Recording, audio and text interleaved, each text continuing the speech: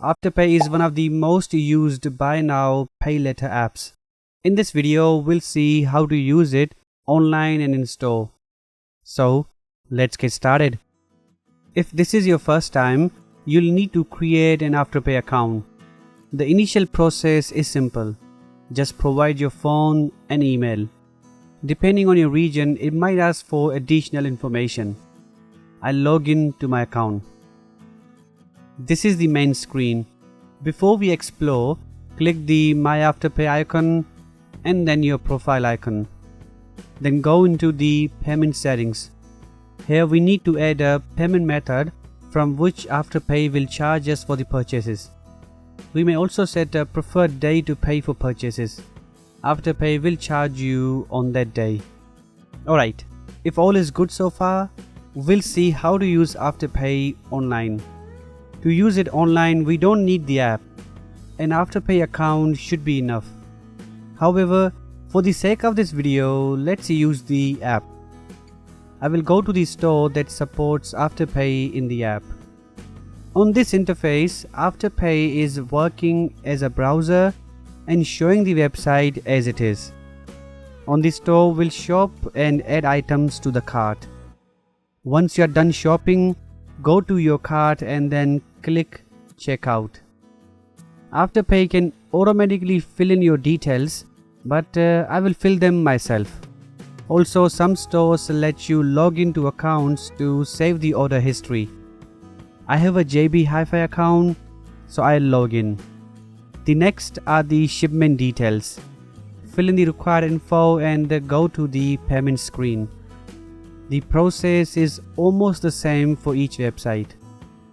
On the payment screen, you will see multiple options.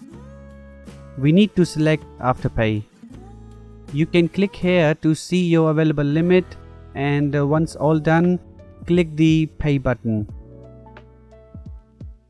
Afterpay will show you a plan review screen. If you have not added a card to pay back to Afterpay, it will ask you to add one now. This is the plan screen. It shows the total amount and payment schedule.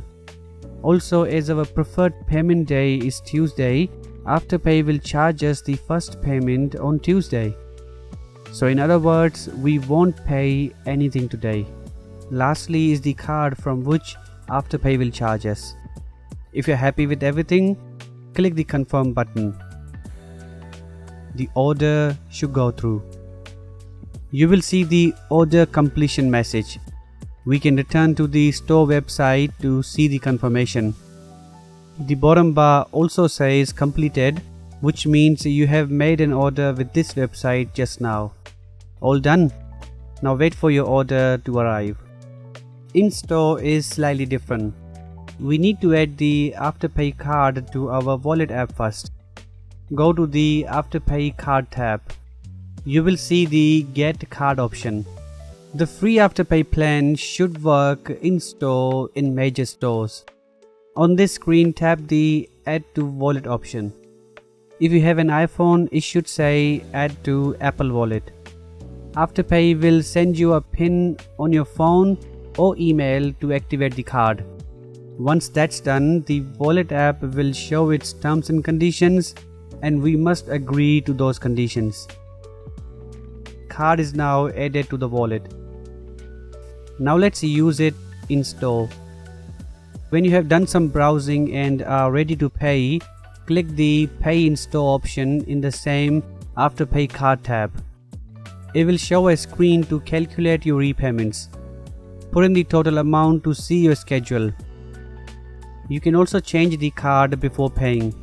Now when you are at the counter, click the big Pay button. The wallet app should open. Verify with the PIN or biometrics and tap your phone against the payment terminal like in the video. You will hear a tone and the payment should go through. Lovely. For in-store, you don't need to open Afterpay every time. You can just open your wallet app and pick the Afterpay card and tap. Afterpay will work as long as you have enough limit and have added a repayment card.